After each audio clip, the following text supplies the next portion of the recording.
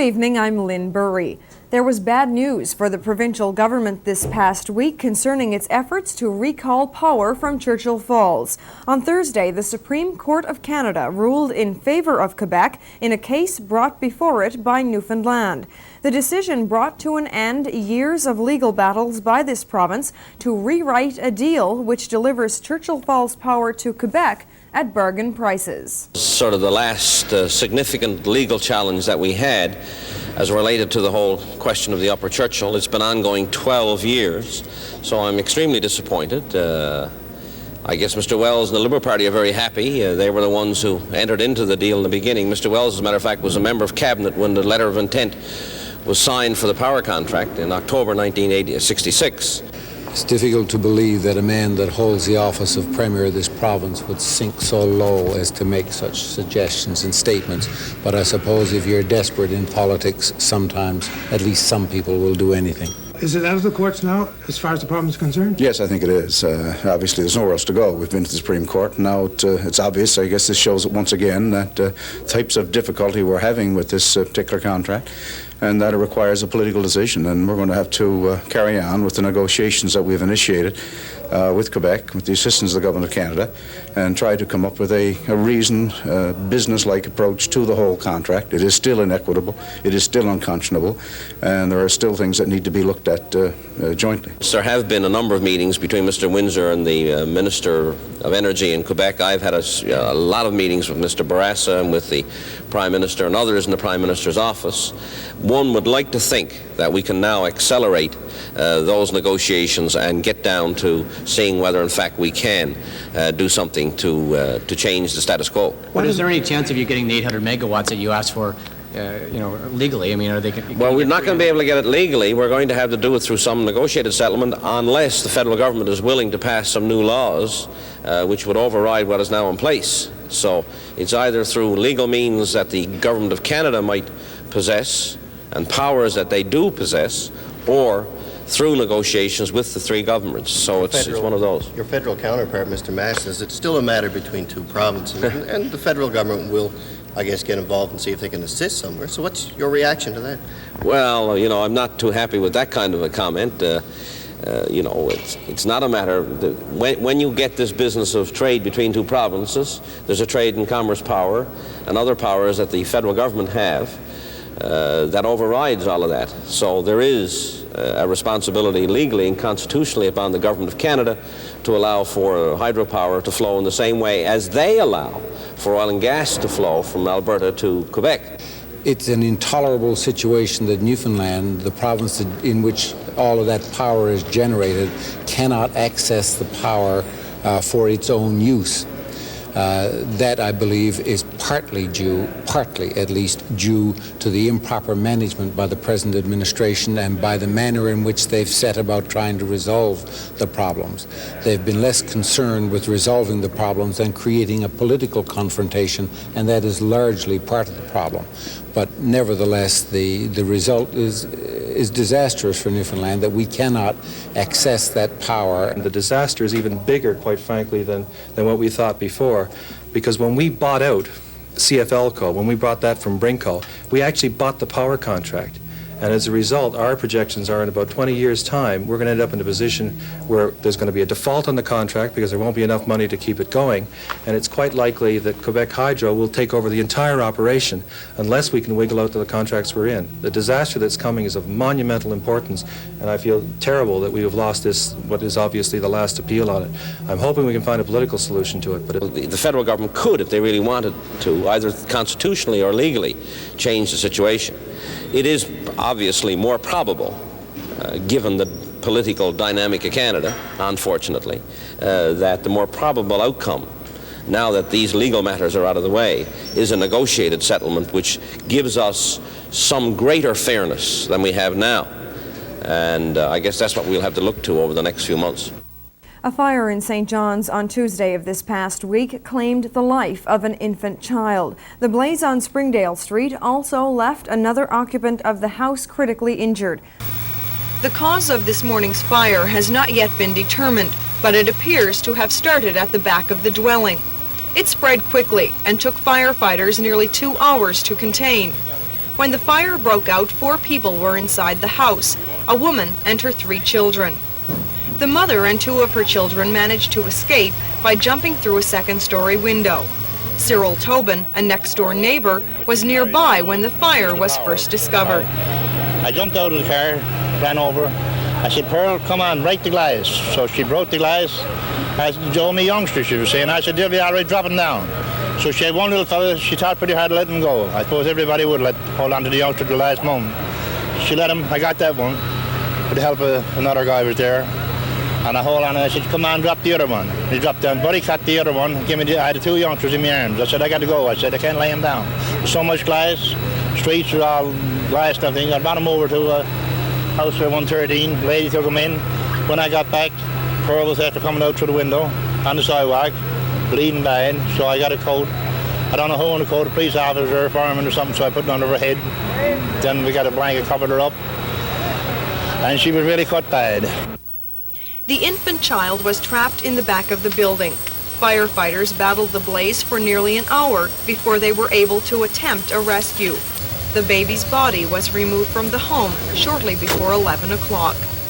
When the first crews got here, it was coming out through this front window. It was all afire on the 3rd floor. A woman and a child escaped. They're in hospital now with injuries, and we just recovered the body of another infant. And we're still doing a search to make sure, but we don't expect anybody else is in there. It's gone from this building into the roof of the next building, but we've got it contained right now. So the baby lost its life in the Yes, fire? there's one fatality. Yeah. How old was the child? I don't know the exact age, but it was an infant. It was in a crib. It was a small child. The investigation into this morning's fire is continuing. Prince Edward, of course, was visiting the province of Newfoundland this past week. When we continue with the weekend review, we'll have a special report.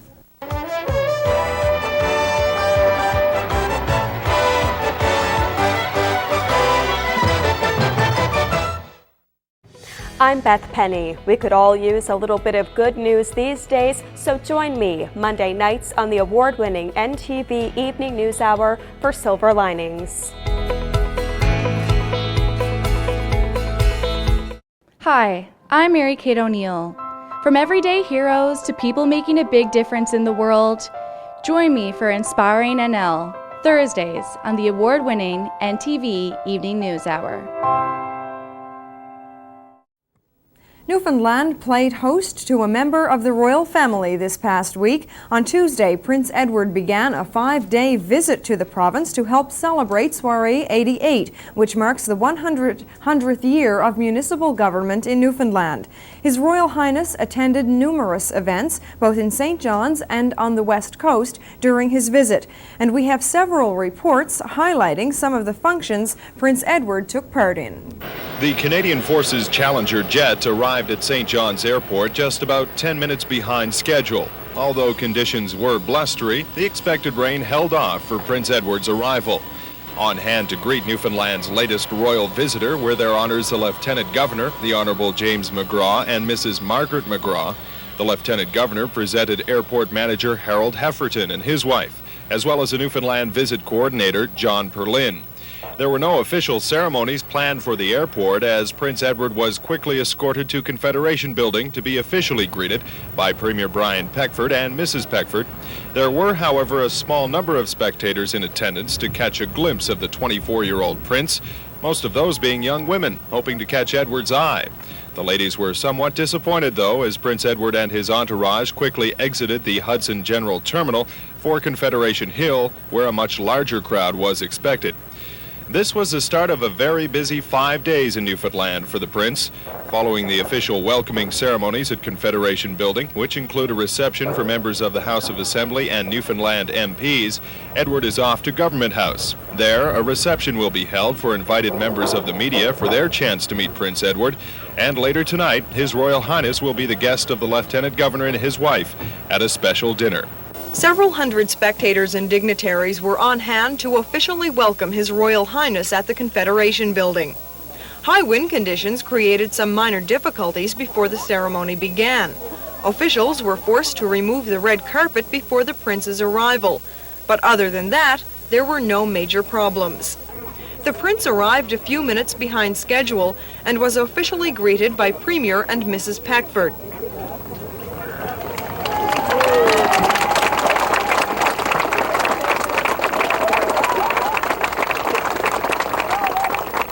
Following that, Prince Edward inspected the Guard of Honor during a 21-gun salute.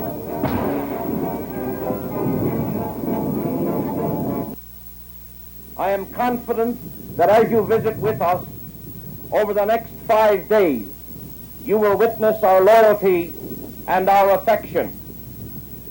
That your visit has been planned to coincide with the celebration of 100 years of municipal government in Newfoundland and Labrador is most fortunate. Soiree 88 promises a summer of community events and attractions that will appeal to residents and visitors alike. My visit here this time promises to be much more varied. As if I can keep my hair on. A busy 2 days here in St. John's is followed by 2 days on the other side, in and around Cornerbrook. You cannot get much more varied than the beauty and wild country of Grosse Pointe to the high-tech world of the Newfoundland Enviroponics Limited. I wait with curiosity to discover what they actually do, or should I say how they do it. And in between, releasing some brown trout into a river in the middle of this provincial capital. I'm looking forward to meeting a great many of you and discovering what it is that gives you such a reputation for friendliness. In Ottawa and Toronto, everyone said that I would have great fun here. I know I will, as long as the fog stays away. Thank you very much indeed.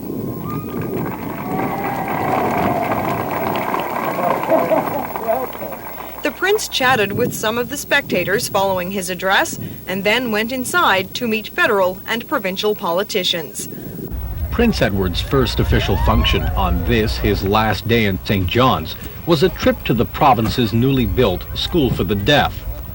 First, Edward was treated to a performance by students of the school. How did you enjoy the play? I felt a little bit disappointed. From there, His Royal Highness was taken on a tour of the school, including a visit to a primary classroom for a demonstration on reading and speech skills. Prince Edward comes to Becker today. Thank you, that was good. The Prince's next stop was Bowring Park. There, he was greeted by St. John's Mayor John Murphy. So far in your short stay, you have captivated the hearts of the young and old. The sheer delight on the faces of all whom you've met, I think, will convince you of the loyalty and affection Newfoundlanders have for the royal family. Down through the years, this beautiful park has been graced with the presence of many of your forebears, all of whom planted trees to commemorate their visit to this old city, which for so long bore the proud distinction of being Britain's oldest colony and the cornerstone of the British Empire. I'm delighted that you, sir, will today continue the tradition of planting a tree to further enhance the beauty of this park. Thank you very much indeed for that very warm welcome. And at last, it has proved that sun does shine on St. John's.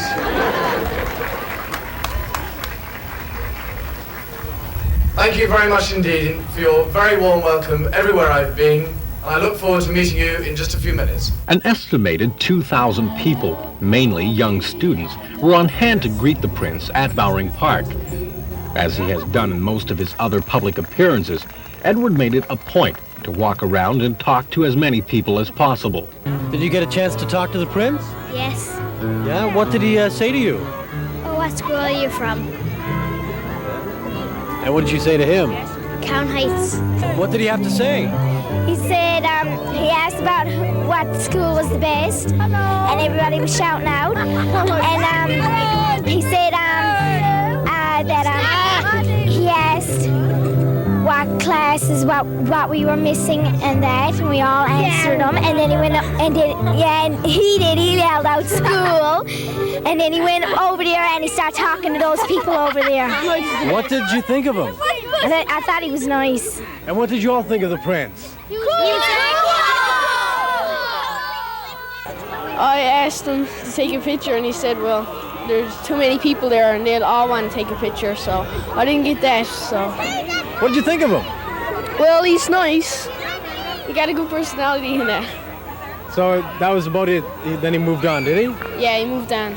And he asked us what we were missing, then we said lunch, and he said, oh, that's not too bad.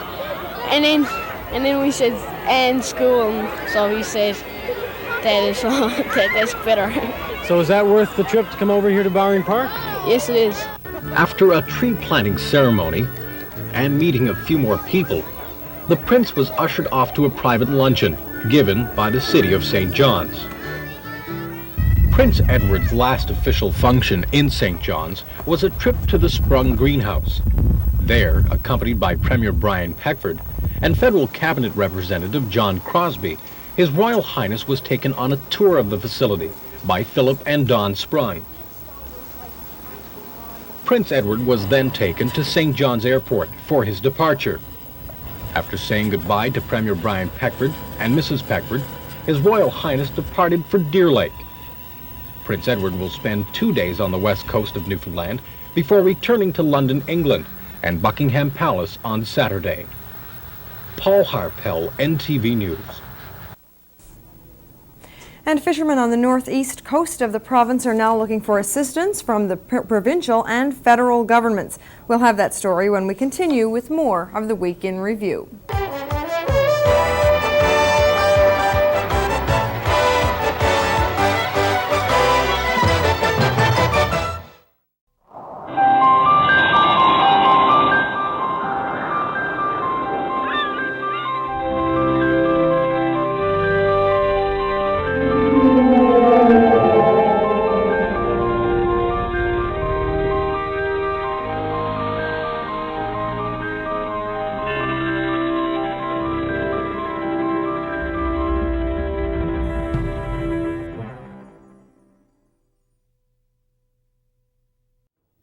There were calls this past week for both levels of government to come to the assistance of fishermen hit hard by storm damage. On Wednesday, a representative of the Fishermen Food and Allied Workers Union stated it was essential that the provincial and federal governments react quickly to the request. NTV's Jim Toms had this report. Fishermen work long and hard to get ready for the season. They have to get out there as soon as they can to get whatever fish they can. Unfavorable wind and weather, along with ice, even as late as June, can play havoc with their best laid plans. And that's what's happened now for hundreds of fishermen along the northeast and other coasts. What happened here, you see, the storm was on for 3 or 4 days. It developed a very heavy sea, and a lot of those nets are in shallow water, like the lobster pots and the lump nets, and everything is all gone. I mean, it's completely torn up. It is serious, just about a disaster for many fishermen, and they could be facing loss of the whole season unless they get help quickly. Well, for a lot of inshore fishermen this time, that includes lobster pots, gill nets, cod traps, and herring nets. To some people, some fishermen are telling me as much as 75% of the gear is torn up or lost, right? Well, and that's not cheap anymore. Well, 3/4 of their equipment gone, that's a disaster. A disaster is a disaster situation where what it will do, fishermen cannot go back to a buyer and get that amount of stuff again. That's not cheap stuff. It's not cheap stuff, and the other thing, the season is upon them, right? Yeah. If they don't get something done immediately, it'll mean an whole lost season to a lot of those fishermen. How many? Max Short has wired the federal and provincial ministers of fisheries, as well as Premier Peckford and John Crosby. He's hoping they'll understand the urgency of the situation and act immediately. So one of the things I guess can be done immediately was that the governments could notify the buyers and get some gear in the hands of the fishermen immediately. With the government backing them. With the government backing, right? I mean, you don't have to say, well, let's wait 3 or 4 weeks and see if we get a program. I think what should be done is the companies should be notified immediately, and any fisherman who could prove that the gear was lost, right? Then he will be given some gear to immediately get to work. Total damage could be anywhere from $1.5 to $2 million. If things are as bad as they look, the season could be over for many fishermen. And that would mean only one thing. That's right, welfare. Jim Toms, NTV News. Still with the fisheries, on Monday we reported that the FFAW had reached an agreement on fish prices for the month of June. As NTV's Paul Harpel reported, the deal would not pay fishermen the record prices of 1987. However, the union was still satisfied with the agreement. 1988 ground fish prices will be up on an average of 5 to 6 cents over the 1986 levels, but much lower than last year. The contract signed on Friday also provides for further talks on fish prices at the end of June to allow for the possibility that market conditions might worsen. Nonetheless, Richard Cashin believes they've negotiated the best deal possible. I think we've done as well as we've ever done in getting our market share. That is the total share, or the share of the total price that actually falls to fishermen. And compared to what's happening in the Maritimes, I think in that sense it's a good job. Of course, we have our fingers crossed about the end of the month. We don't know where this market is going to settle out.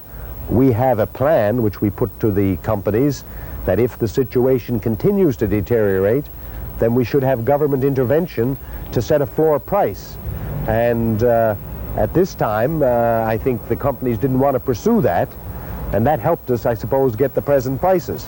The settlement comes just 3 days before today's deadline for reaching an agreement on fish prices that was set by the Fishermen's Union. Cashin credits their deadline as one of the reasons fish buyers agreed to this settlement. We accomplished this agreement by having the target date, and we also satisfied fishermen who said we don't want negotiations to drag on. So since this was a successful tactic, can we assume that it will be one that your union will use in future negotiations? Well, I think that that's an important part of negotiations, to have a target date. And we've done that in the Capeland. We've now done it here. We've increased our market share by doing it. And it really, I think it really depends on the circumstances. It's a gamble, but it certainly proved its worthiness to us this time. Cashin says along with being concerned about fish prices for this season, they are also worried about the success of the 88 inshore fishery. Paul Harpel, NTV News. Premier Brian Peckford announced this past week he expected news on both the Newfoundland Railway and Hibernia before the end of the month. But in making that statement on Tuesday, the Premier did not speculate on whether the news would be bad or good. All I can tell you is that we're in the last and final stages of negotiating the Hibernia project. The Hibernia development expect a decision on it one way or the other by the end of June. There is a lot of activity going on at the highest level involving myself as Minister of Energy and Premier, and involving a lot of people at the highest levels of the companies and of the Government of Canada. And we are hopeful that over the next, we're not only hopeful, I think we're pretty well sure that over the next 2 weeks we will have a decision on whether the Hibernia project is a go or not. Premier Peckford really didn't have anything new to say about it in a speech today to the Newfoundland Ocean Industries Association. But in an interview afterwards, he acknowledged the cost of Hibernia is going up, though he declined to comment on the new price range. I'm not going to say what the range is. I'm just going to say to you that the negotiations are moving ahead now at the fastest pace ever, and everybody's working very hard to finalize it in the next few weeks. And that is our report for this week. Thank you very much for watching. Please be sure and join us at the same time next Saturday for the Week in Review.